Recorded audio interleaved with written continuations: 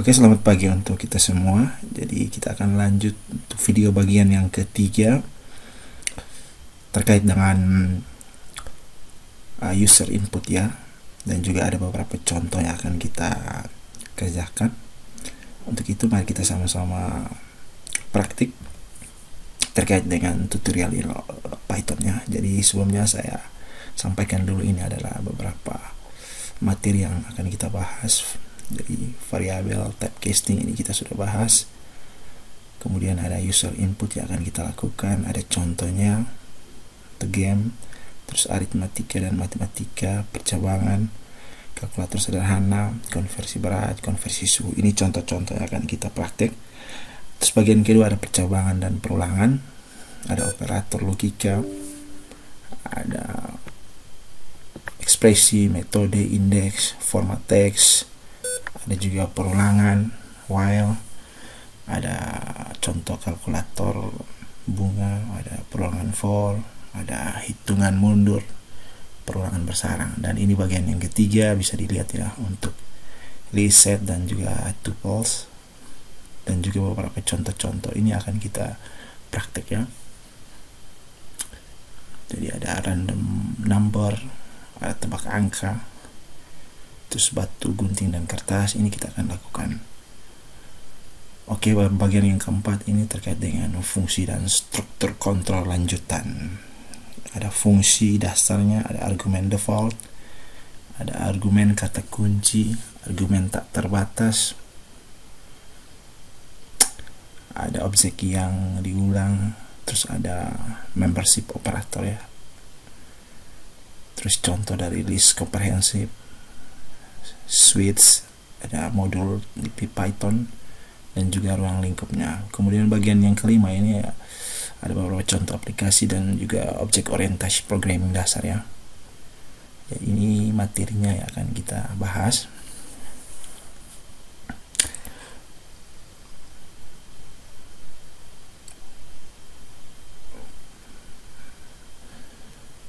Ini untuk objek orientasi ya, programming. Nah, ini untuk lanjutannya, penanganan error dan juga OP lanjutan, ada polymorphism, ada ducking type, dan seterusnya ya. Ini adalah basic fundamental dari Python yang perlu kita pahami sebelum masuk ke tingkat advance, intermediate, dan juga sampai di expert ya. Oke, ini file handling, waktu, dan API, application programming interface. Ini contoh-contoh yang akan kita buat.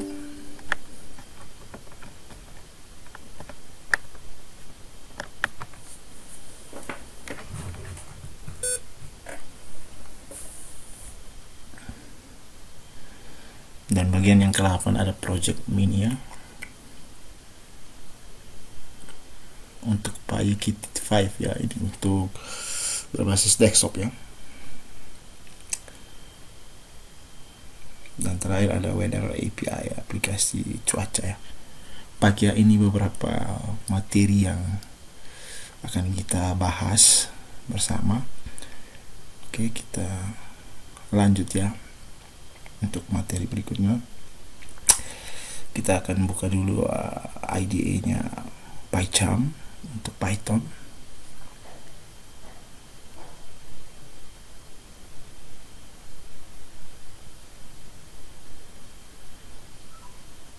Oke, ini contoh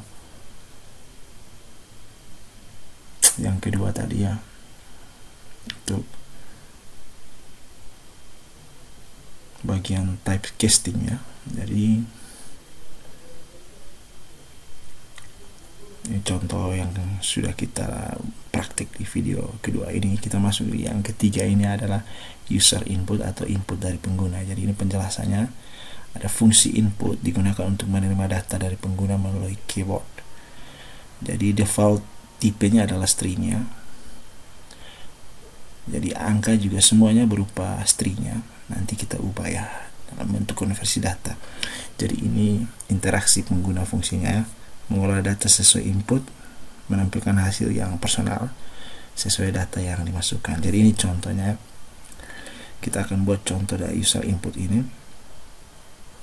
atau input dari pengguna ya. Oke, kita kembali ke IDE PyCharm. Kita buat direktori baru atau folder baru. Misalnya di sini namanya user input ya. Oke.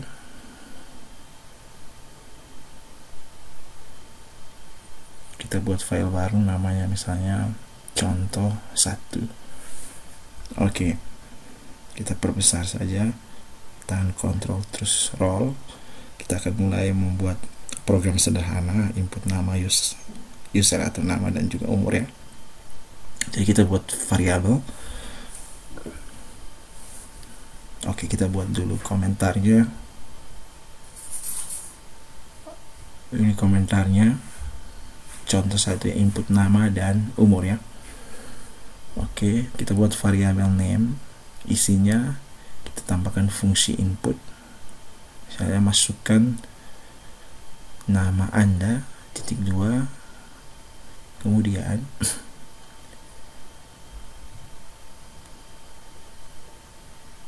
kita kembali, kita masukkan lagi untuk umurnya. Jadi kita buat lagi variabelnya ya. Kita buat variabel age atau umur. Jadi kita gunakan bahasa Inggris di sini ya. Age, variabel age, kita tambahkan fungsi in ya. Jadi kita tambahkan fungsi in untuk apa? Untuk kita konversi ke dalam bentuk angka ya. Jadi awal yang kita input ini adalah stringnya. Jadi karena age in dalam bentuk angka, maka perlu kita konversi ke dalam bentuk angka ya. Maka kita gunakan fungsi in sebelum melakukan perintah input. Kemudian kita tambahkan fungsi cetak hasil ya. Jadi kita tambahkan fungsi print. Misalkan kita buat fungsi f stringnya untuk mencetak stringnya. Lebih mudah di sini ya, kita gunakan f, kemudian tanda petik, kita tambahkan stringnya, misalnya di sini halo,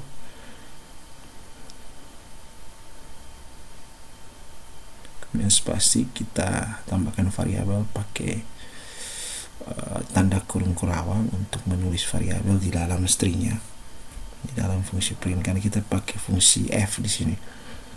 Oke, yang berikut kita tambahkan fungsi a.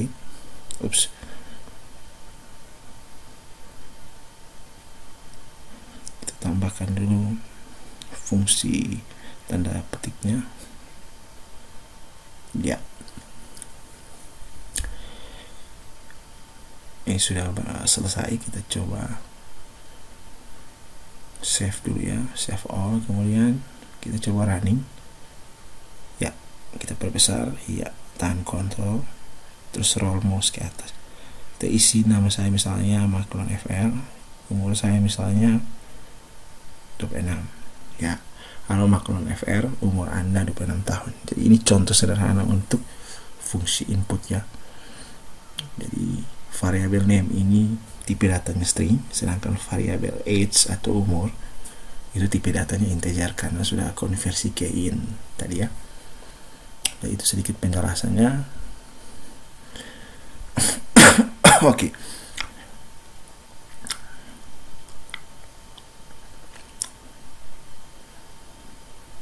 Dari kita tambahkan lagi alamat ya. Misalkan di sini kita tambahkan address atau alamat. Jadi kita tambahkan variabel address. Karena dia string, kita langsung saja input fungsi input, terus masukkan alamat Anda (2) ya.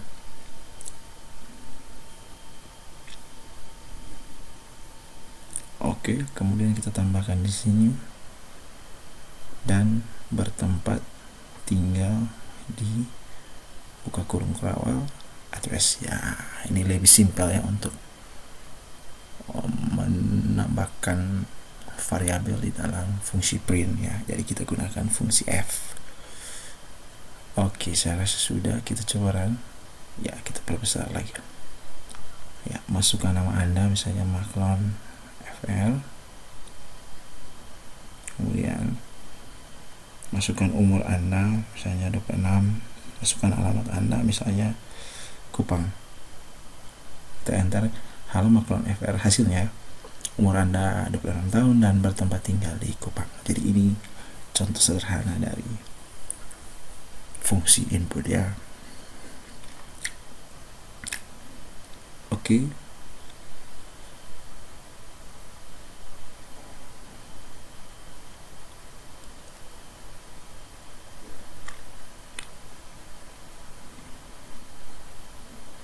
Kita coba ubah fungsinya ya. Ini tanpa fungsi F ya.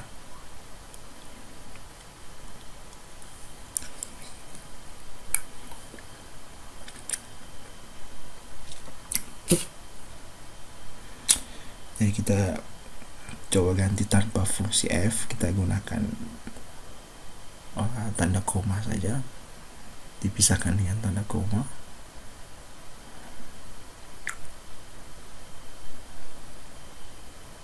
Kemudian tanda petik 2 lagi, dan bertempat tinggal di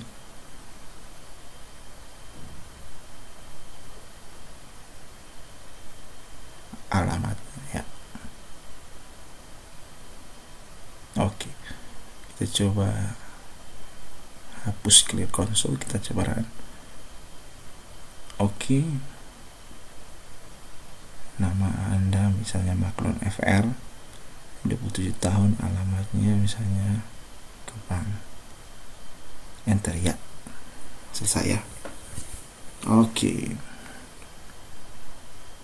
Jadi Anda bisa gunakan fungsi f-string tadi, atau Anda bisa gunakan fungsi tanpa string dengan memisahkan dengan tanda koma ya di dalam fungsi print ya. Jadi ini caranya.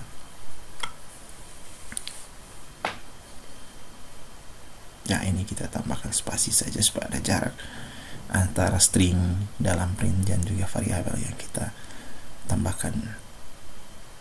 Jadi ada 3 variabel, variabel name, variabel age, dan juga variabel address.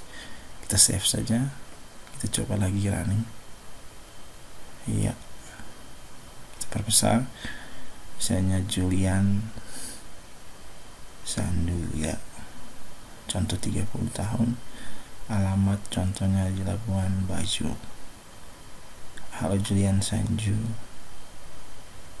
umur Anda sekarang 30 dan bertempat tinggal di Labuan Bajo ya. Ini kita kasih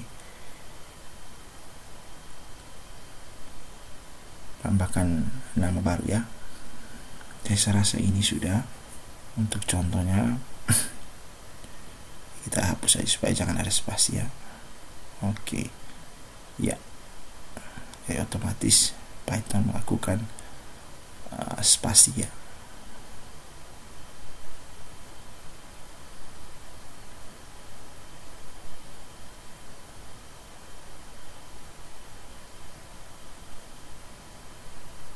Oke, sudah ya. Ini hasilnya sudah. Clear console saja ya. Oke, ini hasilnya. Ada penambahan tadi di praktek ya, tambah dengan alamatnya. Ini penjelasan kodenya. Mengubah input umur ke integer ya, ini tadi fungsinya. Menggunakan f-string untuk mencetak teks dan juga variabel tadi yang sudah saya jelaskan ya. Jadi silakan dibaca. Ini hasilnya tadi ketika user mengetik ya. Outputnya ini ya. Oke. Baik, kita lanjut lagi untuk contoh yang kedua terkait dengan bagaimana cara menghitung luas persegi panjang ya. Jadi nanti kita lakukan input, kemudian komputer akan menampilkan hasilnya. Oke, kita buat lagi variabel baru.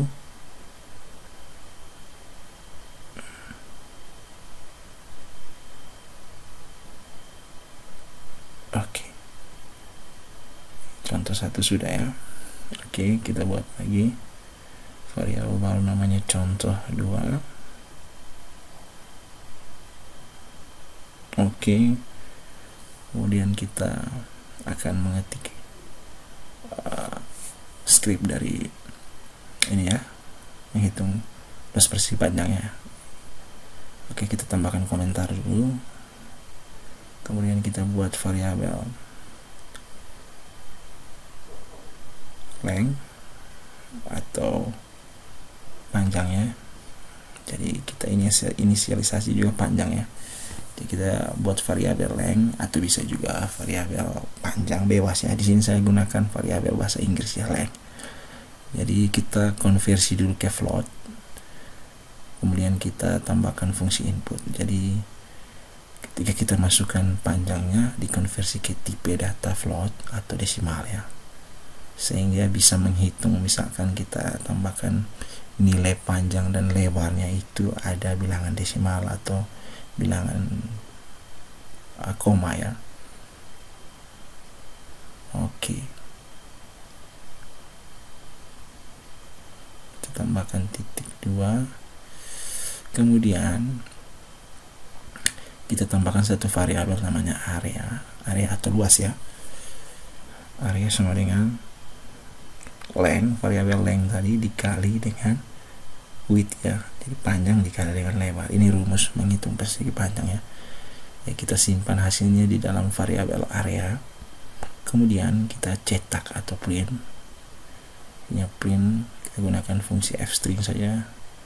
F_2 luas persegi panjang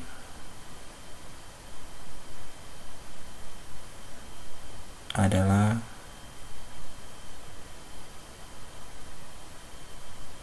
area. Oke, ya seperti ini ya. Jadi nanti dia akan tampilkan hasilnya luas persegi panjang adalah area, di mana area sama dengan variabel length tadi yang nanti kita isi dikali dengan variabel width yang nanti kita isi. Jadi length ini panjang, width ini lebar, area ini luas ya. Jadi ini saya tambahkan komentar supaya kita mudah mengingatnya ya.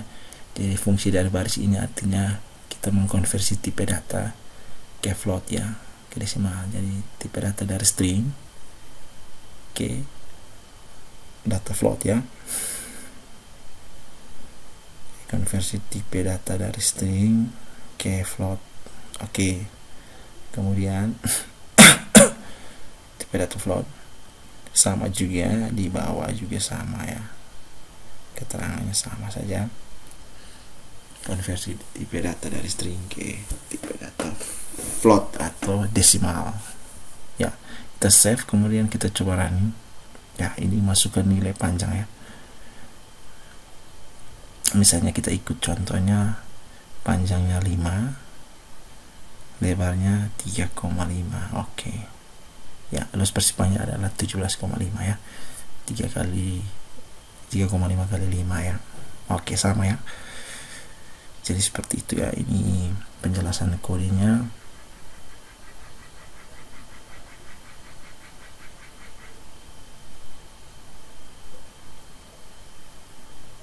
Kita clear console, kita kembali ke settingan, kita coba lihat ini ya, code stylenya kita coba ubah untuk sebentar, kita lihat dulu ya.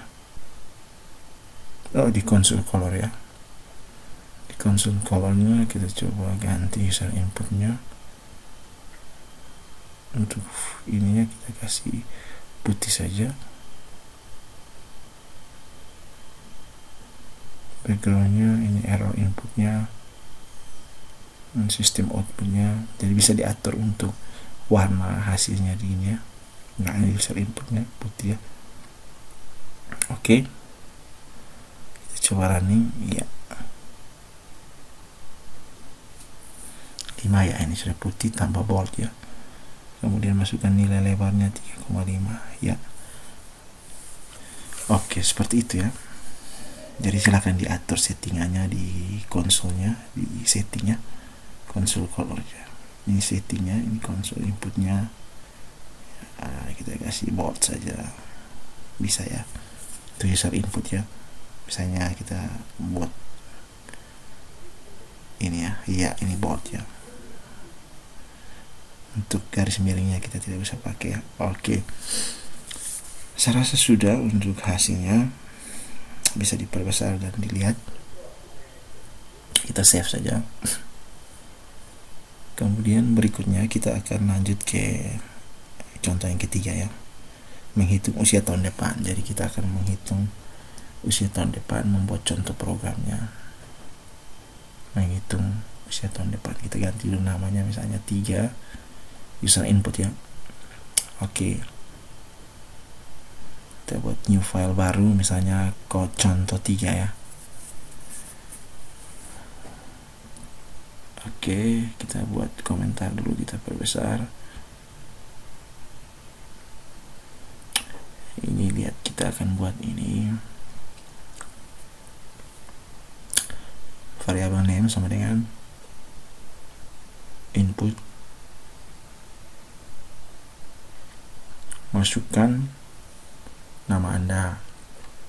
Oke, kemudian age,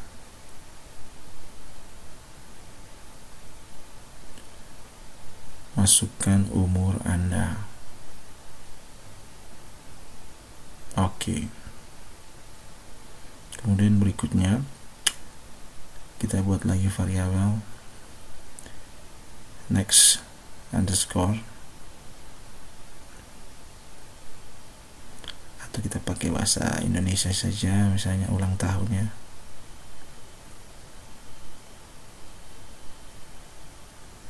Atau umur Anda tahun depan ya. Tidak boleh pakai spasi ya, kita tambahkan underscore ya. Jadi ada variabel name, variabel age, dan juga variabel umur Anda tahun depan. Oke, kemudian kita tambahkan, jangan lupa konversi dulu umurnya ke integer ya. Oke, ini tambahkan konversi integernya supaya bisa terbaca di tipenya integer, maka bisa lakukan perhitungan.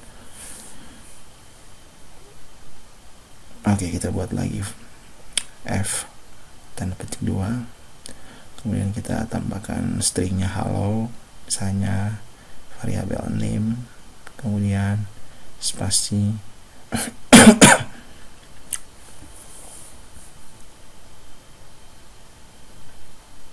koma, misalnya di sini umur Anda tahun depan.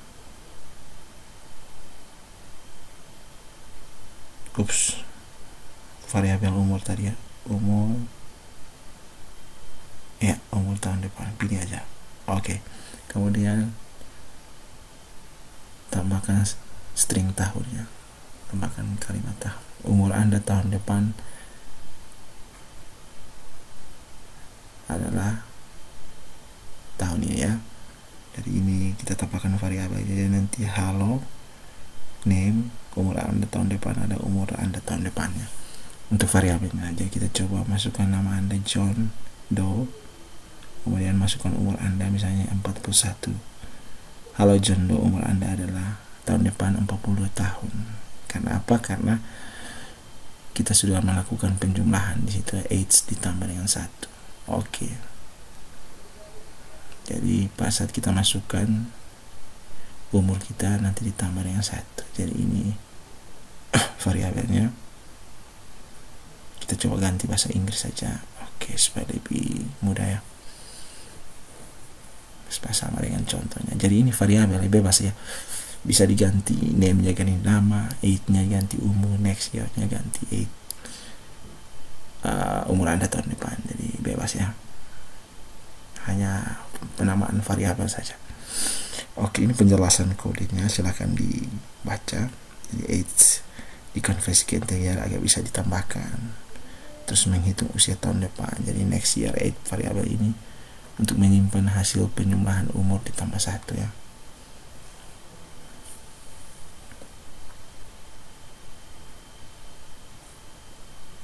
Oke, saya rasa sudah. Kita akan lanjut ke program berikut, adalah permainan kata ya.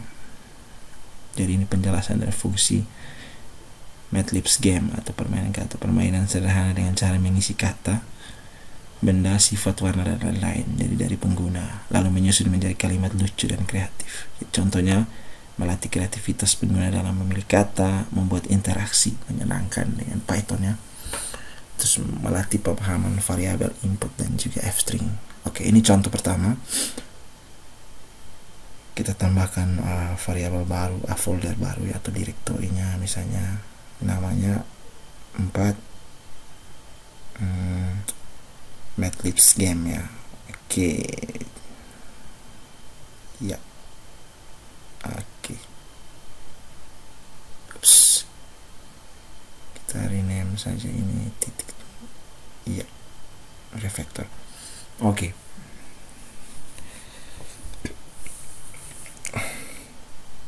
Kita clear console.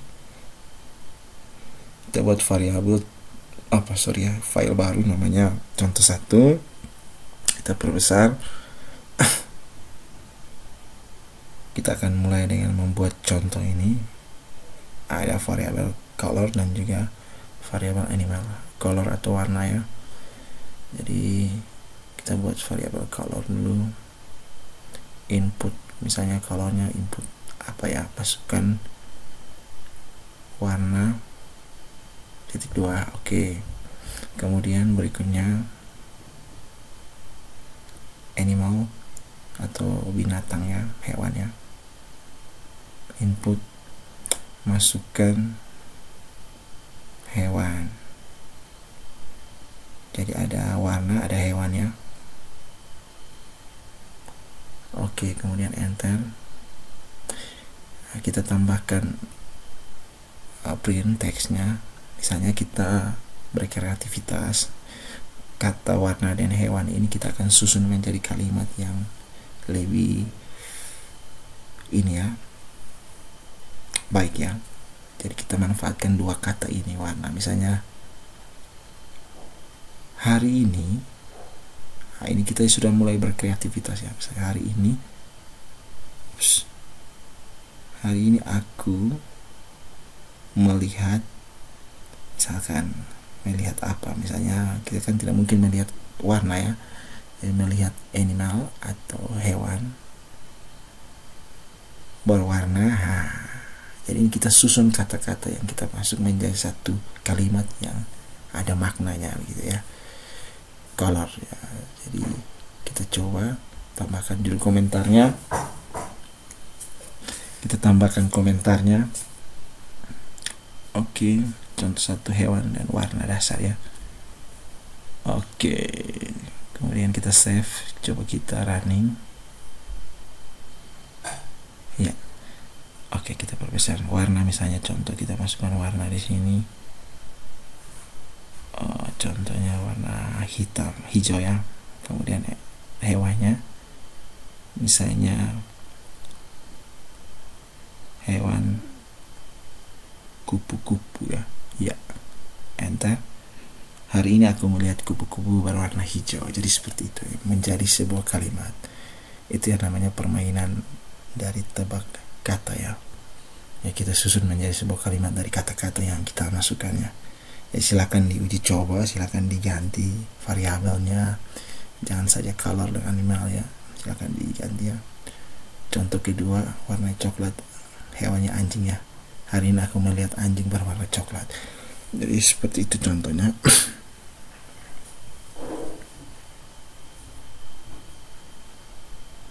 Ya, kita tambah string lagi saat aku berjalan di, misalnya kita tambah variabelnya, misalnya variabel place atau tempatnya. Oke. Masukkan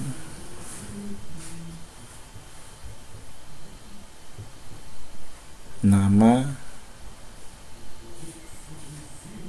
tempat. Kita tambahkan di bagian nama tempatnya. Oke, kita coba biru. Hewannya misalnya burung. Kita enter lagi. Burung elang. Tempatnya misalnya pohon. kita enter pohon beringin ya. Hari ini aku melihat burung elang berwarna hijau saat aku berjalan di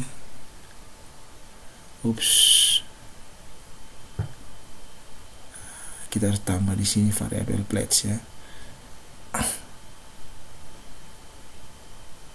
Misalnya place. Oke.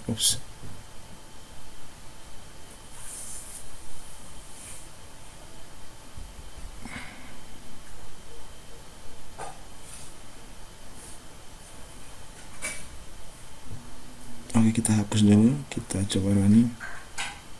Misalnya warna biru, hewannya misalnya kucing, tempatnya misalnya di mana ya. Jadi kita harus pastikan tempat ini sesuai dengan kalimat yang akan kita buat ya. Ya, hari ini aku melihat kucing berwarna biru saat aku berjalan di kantor. Jadi seperti itu ya, silahkan diuji coba, dirancang ya, diganti tempat animal color ya. Jangan lupa di save dulu ya. Kita makan ya.